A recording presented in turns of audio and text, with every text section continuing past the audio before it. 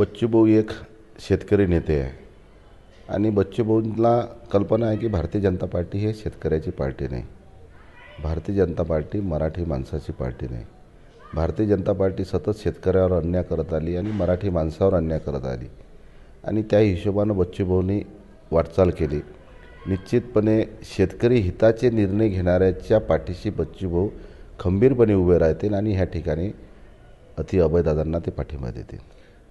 तुमचे चांगले मित्र, तुमचं बोलणं होतं असं भाजपवर आणि एकनाथ शिंदेवर नाराज आहे असं कधी तुम्हाला जाणवलं का त्यांच्या बोलण्यात? त्या विषयाचा मला काही घेणं देणं नाही, परंतु बच्चूभाऊ एक चांगले नेते आहेत. ते एक शेतकरी नेते आहेत आणि शेतकऱ्याच्या हिताचा ते निर्णय नेहमी घेतात आणि अभयदादाच्या पाठीशी ते खंबीरपणे उभे राहते. शिंदेसाहेबाचं टेन्शन तर भारतीय जनता पार्टीनंच वाढून टाकलं आणि शेतकऱ्यांना सुद्धा वाढून टाकलं.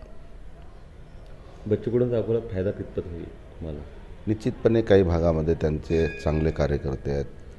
ते इथं पालकमंत्री असताना एक त्यांच्या कामामुळे त्यांची एक प्रतिमासुद्धा चांगली ह्या भागामध्ये आहे आणि त्यांच्या कार्यकर्त्यांचा प्रतिमेचा निश्चितपणे फायदा अभयदादांना होईल आणि प्रत्येक माणसाची एक ताकद असते. त्यांची एक कार्यकर्त्याची ताकद आहे. ते निश्चितपणे अभयदादांच्या पाठीशी खंबीरपणे उभे राहील. बुलढाण्यात उद्धव ठाकरेंची सभा होण्याची शक्यता बोलली जाते. अकोल्यात काँग्रेससाठी प्रचार येणार का उद्धव ठाकरे? निश्चितपणे खामगावला उद्धव साहेबांची मला वाटते माझ्या माहितीप्रमाणे या लवकरात लवकर 20 तारखेच्या नंतर सभा होईल. अकोल्यामध्ये वरिष्ठ काँग्रेसचे नेते आणि पक्षप्रमुखांची काय चर्चा होते त्यावर ते अवलंबून राहील आणि निश्चितपणे या प्रत्येक ठिकाणी आमचे महाविकास आघाडीचे नेते जातीनच याच्याबद्दल शंका नाही. एक शेवटचा प्रश्न विचारतो. सांगलीच्या संदर्भात मोठा तिढा निर्माण झालेला आहे.